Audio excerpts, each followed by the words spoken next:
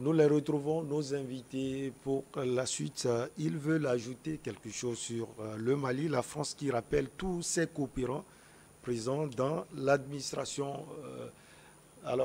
Louis Kamako, voilà. Louis Kamako voulait ajouter quoi précisément? Oui, ce que je voudrais dire, c'est que quand vous lisez entre les lignes, vous allez facilement conclure que les Maliens aujourd'hui se disent, mais en fait, qui s'en réjouissent, parce que ils sont peut-être dans la logique de, en fait, ils pensent que ils ont besoin de la liberté, hein. C'est-à-dire Vous que parlez de quel Malien?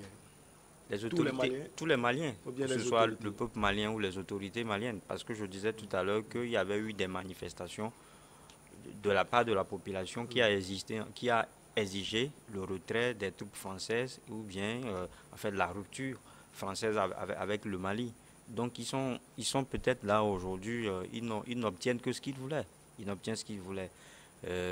C'est vrai, ils diront qu'ils préfèrent la pauvreté dans la liberté que la richesse dans l'esclavage. Je le dis parce que point n'est besoin de le rappeler que depuis là, l'insécurité est toujours grandissante en fait au Mali. Les autorités maliennes n'ont pas accès au nord du pays. S'il faut aller, il faut forcément payer de rançon. Le pays est toujours coupé en deux et ce n'est pas ça une république. On peut pas fonder une nation de la sorte. Maintenant, quand on Qui parle, l'a voulu? Qui est parti chercher les Français? ce sont les autorités maliennes. Maintenant, Mais ce sont elles qui pour, demandent aussi qu'ils partent. oui, exactement, mais pour toute proportion gardée, je ne pense pas que Assimi Goïta et Chogaï seraient là. Euh, En fait, les Maliens allaient chercher en fait, les Français à cette époque-là. Donc les choses évoluent, et chacun essaie de marquer son territoire. Donc Ibrahima est passé. Aujourd'hui, Assimi Goïta. c'est Assimi Goïta. Sauf que ce n'est pas la même voie. Oui, c'est pas la même voie, mais ce sont des Maliens, ce sont tous des Maliens et Ouais. tous veulent du bien pour leur pays. Maintenant, quand on parle de financement, qu'il y aura des répercussions parce que la France ne va plus financer les Maliens, bon, je me dis, est-ce que le Mali en particulier ou bien l'Afrique en général a souvent besoin de ces financements-là qui viennent de l'Occident?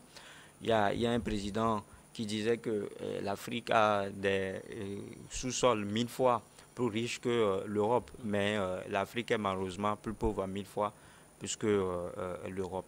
C'est-à-dire tout simplement que il nous faut justement une prise de décision, euh, il faut une prise de conscience, savoir ce qu'on a et savoir ce qu'on vaut. On parle de colonisation qui continue. Beaucoup, je suis d'accord pour ces écrivains-là qui disent que c'est un sympa de mer parce que le contexte, on l'adapte souvent au contexte. Le thème, on l'adapte souvent au contexte. Aujourd'hui, on parle d'aide de développement, d'aide en développement, avec les programmes AFD et tout. Mais quand vous regardez derrière, c'est toujours la colonisation qui continue. C'est-à-dire que c'est une façon pour l'Occident de continuer par piller nos ressources. Quand vous parlez justement de Mali, le Mali a plein de ressources minières. Et ça, tout le monde le sait. Si on se focalise sur tout cela et on met une bonne gouvernance en place, je pense qu'on peut s'en sortir sans l'Occident. Alors, Madame Noviekou, on a aussi une forte communauté malienne qui est en France. Si les ponts sont coupés, c'est vrai que lui a dit qu'il n'y aura pas trop de répercussions parce que le Mali est très riche. Mais vous partagez l'avis de lui dans ce domaine précis? Non, je pense que ce dont nous parlons aujourd'hui, aucun pays ne peut vivre sans les autres, hein. On a besoin des uns et des autres. Ça veut dire que la France et le Mali ont intérêt à trouver un terrain d'entente. Même si la France doit quitter le Mali, je crois que les deux pays ont quand même un passé et forcément auront un futur. Et là, comme tu l'as dit, il y a des ressortissants maliens. Autant il y a des ressortissants maliens en France, autant il y a des ressortissants français au Au Mali. Mali. Et pour ça seulement, il y a besoin de dialoguer, de communiquer. Au niveau des ambassades, il y a des fois des questions pratiques qui n'ont rien à voir avec la politique. Et pour ça seulement, oui, il y a besoin toujours de garder le contact. Donc on ne peut pas souhaiter que le pont soit totalement coupé sur tous les aspects. Donc, c'est moi, ma perception des choses. Maintenant, chaque chose dans son contexte. Là, il fait un lien avec la question de développement, l'aide au développement, et c'est plein de choses à la fois, mais il va falloir faire la part des choses. La part des choses en nous disant que d'une manière ou d'une autre, c'est vrai qu'aujourd'hui, l'Afrique reçoit de l'aide d'un peu partout, mais au même moment, on est aussi conscient que l'Afrique doit davantage mobiliser de la ressource à l'interne par des mécanismes endogènes pour pouvoir supporter ou gérer son développement. Et pour ça, je pense qu'aucun président ou aucun gouvernement ne dira le contraire, même si on ne voit pas peut-être assez d'efforts dans ce sens. C'est peut-être là que nous devons attirer l'attention des gouvernants pour dire, il ne faut pas juste faire le constat, mais il faut travailler justement à ce que demain, on puisse être à même de gérer son territoire. Mais quand vous demandez à l'autre de venir aider à 80% dans votre gestion, ne soyez pas étonnés qu'il vous dise des choses à faire. Maintenant, au-delà, il y a des actions de développement aujourd'hui qui sont très, je dirais, qui sont au bénéfice de la population, qui sont au bénéfice même de la stabilité, parce que regardez seulement tout ce qu'on a comme ONG aujourd'hui, de développement, éducation, santé, eau, tout ce que ces ONG font, ce n'est pas forcément des fonds au niveau local, c'est des fonds extérieurs qui viennent. Et ça permet d'employer des gens, ça permet de faire de l'action sur le terrain, ça aide beaucoup de choses à la fois. Donc ça vient compenser un peu le gap qui existait. Ça veut dire d'une manière ou d'une autre, on est dans une forme de solidarité mondiale qui voudrait que chacun s'épaule. Même en Europe, ils le font. Donc, ce n'est pas comme si c'est extraordinaire, cet appui-là. Et puis, ce n'est pas seulement aussi comme si c'est nous seulement qui sommes aidés. D'une manière ou d'une autre, ces fonds aussi permettent à ce que ces coopérants qui viennent, c'est aussi une manière d'aider ces pays aux Européens qui, grâce à ces projets de développement, aussi permettent de trouver de l'emploi à leurs ressortissants. Donc, en réalité, si vous voulez, c'est du gagnant-gagnant, même si parfois il y a certains contrats qui ne sont pas assez intéressants. Il faut aussi le reconnaître. Maintenant, tout réside aussi dans comment nous négocions les contrats. Parce que pour ma part, l'aide au développement n'est pas mauvais en soi, mais c'est dans comment on le bâtit. Alors, dernière réaction, celle de Germain Pouli. Je vous ai vu sourire tout à l'heure quand lui parlait, surtout quand je lui posais la question, surtout les Maliens. Oui, c'est une partie des Maliens peut-être. L'autre partie, même si elle est petite, peut-être ne va pas accepter de rompre facilement avec la France. On sait que les autorités maliennes, en face, il y a le cadre, plus de 100 partis politiques. Ce que j'allais dire, voilà, les populations s'entendent, hein. Les politiques ne s'entendent pas, parce qu'il y a plusieurs entrepreneurs français qui ont des intérêts au Mali, qui n'ont aucune envie que les ponts soient totalement coupés. Et puis quand on parle de la diaspora malienne, aujourd'hui c'est l'une des diasporas africaines les plus importantes en France. Et on sait combien de milliards ces Maliens-là envoient au Mali chaque année. Donc les Maliens ont intérêt aussi à ce qu'ils ne soient pas bousculés là-bas. Et vous avez vu que pendant cette campagne, il y a des candidats déjà qui sont montés au créneau, ont commencé par annoncer des mesures contre les Maliens qui sont en France et tout ça. Donc ce ne sont pas les peuples de France et de Mali qui ont des problèmes, mais ce sont des acteurs politiques. C'est vrai qu'il y a des militants dans tous les camps qui pourraient s'approprier cette guerre-là, mais au finish, je pense que chacun a intérêt à ce que l'autre pays soit toujours ouvert pour qu'il puisse prospérer, donc surtout au niveau des populations. Donc il y a des intérêts énormes, des intérêts financiers aussi énormes entre les deux pays. C'est vrai que le Mali a l'Union, mais tout ce qu'on veut dire. Mais la France aussi a des emplois, des conditions aussi qui intéressent la diaspora malienne qui prospère aussi dans ce pays. Donc aucun pays n'a intérêt à ce que cette situation s'envenime. Peut-être que le Mali réclame un peu plus de justice dans ses relations avec la France. Peut-être que la méthode aussi n'est pas bonne et ne convient pas totalement à la France. Peut-être aussi que le Mali veut couper définitivement pour se rapprocher de la Russie. en cherchant aussi à garder l'Union européenne, hein, quelque part, mais toujours est-il que quand lui parlait, moi je n'ai pas vu que Choguel et Koïta sont en train de faire quelque chose d'extraordinaire. Ils sont en train de quitter un colon pour un autre colon, parce qu'on dit que la France nous revient cher, il n'y a pas d'efficacité. La Russie aussi reviendra cher. À partir du moment où ce n'est pas l'armée malienne qui va régler le problème de sécurité, je ne vois pas vraiment ce que les dirigeants actuels sont en train de faire. Peut-être qu'avec la Russie, ça va être meilleur. Maintenant, on espère que c'est juste une transition et que dans 1 ou 2 ans, ils vont rompre ce contrat avec les Russes et s'occuper même de la sécurisation de leur pays. Mais si les Russes font 13 ans, ben, ça reviendra pratiquement à la même situation qu'avec la France. Et ce que l'État malien va débourser pour payer Wagner pendant 13 ans, qui vaudra à ce qu'il y a eu comme perte. Et au niveau maintenant, si la sécurité revient, et si, comme on l'a dit, si nous-mêmes nous disons que les gens nous aident, mais c'est à nous de nous prendre en charge à la longue, et que demain l'armée malienne arrive à gérer le territoire, bon, on pourra dire les décisions prises aujourd'hui sont intéressantes, mais si c'est pour confier aux Russes ce travail-là sur une longue durée, et à mon avis, on ne serait pas sorti de l'auberge. Allez, on va quitter Bamako, si vous le permettez, pour Lomé, votre pays, le pays de Germain Pauly. Le recensement annoncé des Togolais de la diaspora a démarré ce mardi 8 mars 2022 à la suite de son lancement officiel par le ministre des Affaires étrangères chargé des Togolais de l'extérieur, le ministre Robert Diossé. L'opération devra permettre aux autorités togolaises d'identifier leurs compatriotes vivant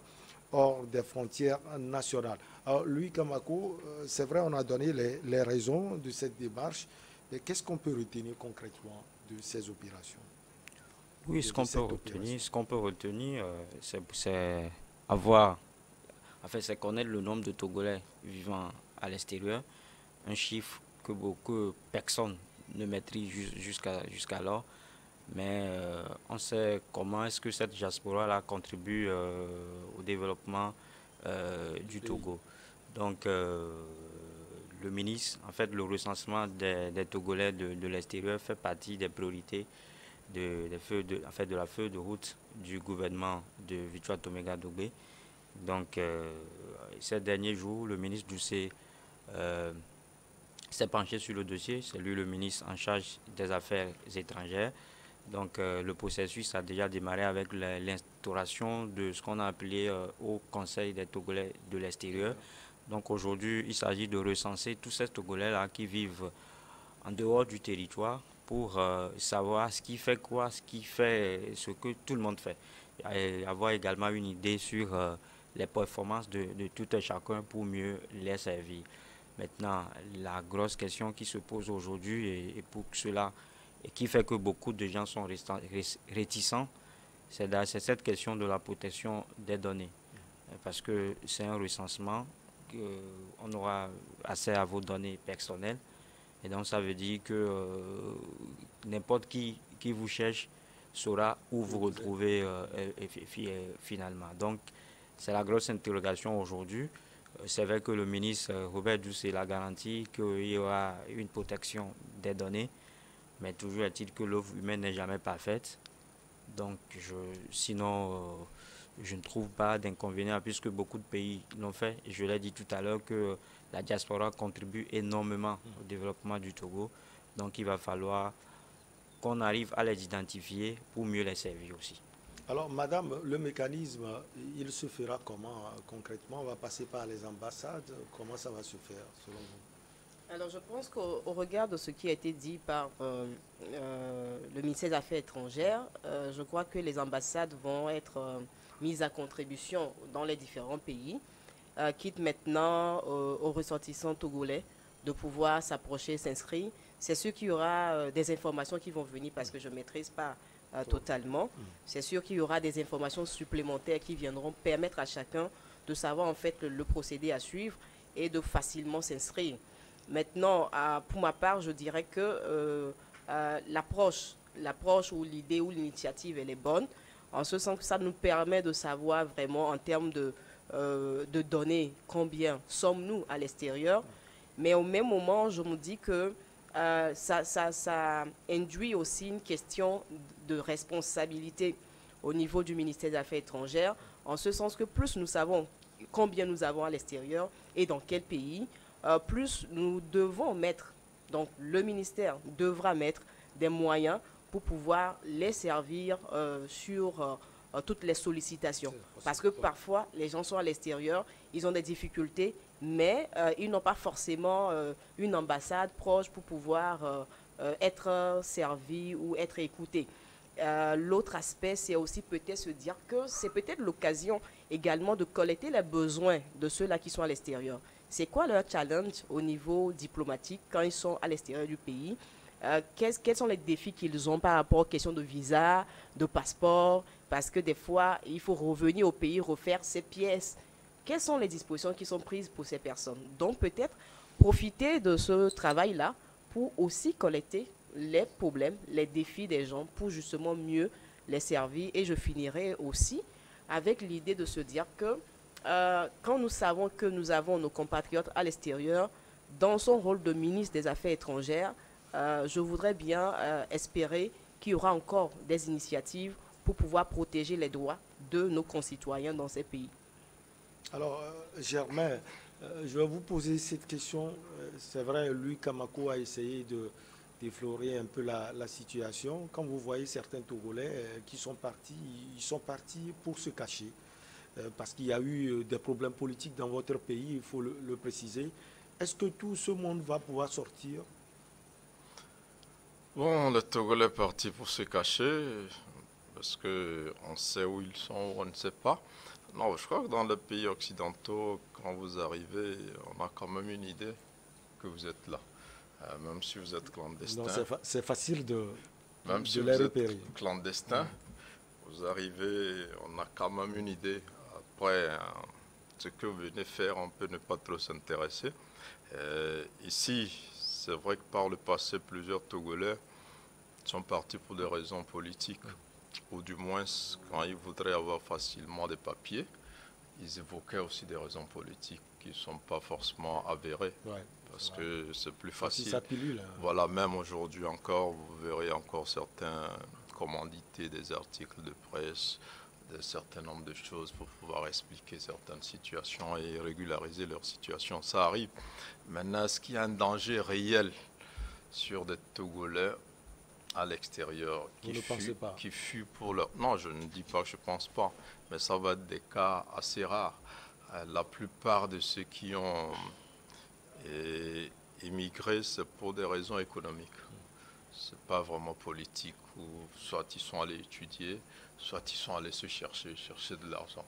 Ceux qui sont allés se réfugier parce qu'ils ont peur ne sont pas très nombreux. La tendance est globale, hein, en Afrique et dans certains pays, même occidentaux de l'Europe de l'Est et tout ça. C'est des réfugiés économiques ou des gens qui migrent pour des raisons économiques. Maintenant, il y a plusieurs raisons pour lesquelles ce recensement-là est intéressant et les uns et les autres l'ont évoqué ici. C'est pour voir, par exemple, demain, si on veut créer une ambassade, il faut qu'on sache, ici on a tel nombre de Togolais, c'est nécessaire de leur trouver un ambassadeur ou un consul. Maintenant, par rapport à la guerre en Ukraine, on n'a aucune idée de combien de Togolais, par exemple, il y a en Ukraine et comment les aider dans plusieurs pays. Et puis, il y a un autre aspect qu'on n'a pas beaucoup évoqué, c'est la préférence nationale. Tout à l'heure, en parlant du Mali, je disais que ces experts européens qui sont là, on pourrait même en trouver des Maliens, même s'ils ne sont pas au Mali, seront dans la diaspora. Et on sait qu'aujourd'hui, il y a une certaine politique comme ça, en faveur de la diaspora. Vous verrez que sur certains projets assez importants, on a vu, le Togo a dû faire appel à certains Togolais de la diaspora. Quand vous prévoyez la DG de l'INAM, par exemple, qui a été sollicitée pour ça, vous voyez la ministre de l'Énergie qui était... Voilà, donc vous verrez que pour certains profils, on les cherche ailleurs dans la diaspora. Si on ne les a pas, et le ministre a parlé d'un recensement à la fois quantitatif et qualitatif. On ne dit pas que tous ceux qui sont recensés, c'est pour les ramener travailler ici. Mais il y a des profils sur lesquels, au lieu d'aller chercher des étrangers, on trouvera des Togolais qui ont le même profil, la même qualification, qui pourront donc le faire. Pour nous, c'est une bonne chose. Après aussi, il y a le volet électoral dont on ne parle pas beaucoup. Il y a le vote des Togolais de l'étranger qui est effectif depuis les dernières élections. Et on sait aussi toutes les difficultés que certains ont eu à voter dans la diaspora, tout pour la simple raison qu'il n'y avait pas une liste électorale assez bien constituée. Donc toutes ces raisons font que c'est plutôt une bonne chose. Maintenant, ceux qui craignent vraiment pour leur vie, et je ne pense pas que ce soit la majorité des Togolais, ils n'iront pas se faire recenser. Il y a d'autres Togolais aussi, il ne faut pas l'oublier, qui ont renoncé simplement à leur nationalité. Dans des pays où la loi ne permet pas d'avoir une double nationalité, ils ont dû renoncer à leur nationalité pour pouvoir avoir la nationalité des pays d'accueil. À terme, lui, l'exécutif togolais ambitionne de se doter d'un plan d'accompagnement des Togolais de l'extérieur selon leurs besoins administratifs. Ça veut dire que sur ce plan, d'ici peu, ça va être réglé, surtout ceux qui ont des problèmes administratifs à l'extérieur. Oui, mais avant d'en arriver là, je voudrais répondre tout à l'heure à la question que tu posais à Madame Dado pour savoir comment est-ce que se fait le recensement. Ouais. Ça se fait sur le site www.recensement-diaspora.tg ou sur www.recensement-diaspora.tg ou sur le www.diaspora.tg. Voilà. Donc, il y a des recenseurs agréés qui sont mis à contribution. Il y a un service d'assistance qui a été créé avec une plateforme Helpdesk sur les applications WhatsApp et Telegram. Et donc, avec un numéro à l'appui, dès que vous avez des difficultés pour vous faire recenser, vous appelez ce numéro-là ou vous allez sur la plateforme et les gens sont disponibles en fait pour vous aider à vous faire recenser. Maintenant, revenons à ta question. C'est ce qui est dit par le gouvernement, c'est ce qui est dit. Il faut aussi servir cette diaspora-là parce qu'elle nous sert également. Vous allez constater que depuis un bon moment, quand le pays est en difficulté, on essaie de piocher dans la diaspora. Il y a soit ce sont des Onusiens qui viennent, c'est-à-dire que des Togolais qui travaillent à l'ONU, qui viennent en fait porter la main forte au gouvernement, ou soit un Togolais qui émerge énormément ailleurs, qu'on ne connaît pas, qui vient prêter main forte aux autorités togolaises. Ça veut dire qu'aujourd'hui, on est dans la logique en fait de gouverner de façon inclusive. On veut que tous les Togolais qui ont quelque chose à apporter l'apportent pour que le pays émerge. Mais malheureusement, et ce que je trouve, et c'est là où je trouve en fait cette opération plus ou moins faussée d'avance, parce que beaucoup qui ont quitté le pays ne l'ont pas quitté à cœur joie. Beaucoup ont quitté le pays avec des cœurs meurtriers. Parce Vous voulez rejoindre ma question, cette question posée à Germain Poli tout à l'heure. Exactement, parce qu'ils l'ont quitté, parce qu'ils se disent qu'à un moment donné, les choses n'allaient pas comme cela se doit dans leur pays. D'autres, il y a des exilés politiques, ça n'en parlons pas. Mettons plutôt le focus sur l'aspect socio-économique, parce qu'il y a des milliers qui sont là, des milliers, en fait, des Togolais qui ont quitté le pays juste parce qu'ils ne trouvent pas de boulot à faire. Je me souviens en fait de cet article-là qu'on a eu, de ce reportage-là qu'on a eu à faire à Togo-Brikine. On disait que des milliers de Togolais manifestent l'envie de quitter le pays. Que faire pour les retenir? Le reportage était parti d'un constat selon lequel il y avait le lancement d'un concours de l'autovisa. Et pour les nouvelles conditions, les nouvelles conditions exigées par les ambassades, il faut forcément que tu aies un service passeport. Il faut forcément que tu aies un passeport. Et donc, vous allez constater qu'en temps qu'il y avait eu une affluence monstre devant les services, devant les locaux du passeport. Donc, notre article est parti de cela. Ça a fait beaucoup de tollé. Donc, beaucoup même ont reconnu qu'il y a un problème réel le problème, il est là, il est d'actualité. Et que des gens quittent, ils ne quittent pas parce que ils se sont parce qu'ils se disent, ils quittent parce qu'ils trouvent que l'Occident est mieux, ou bien...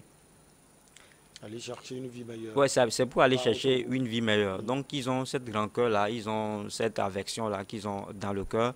Maintenant, on va leur demander de se faire recenser. Ils diront, mais je suis... Vous ne m'avez pas...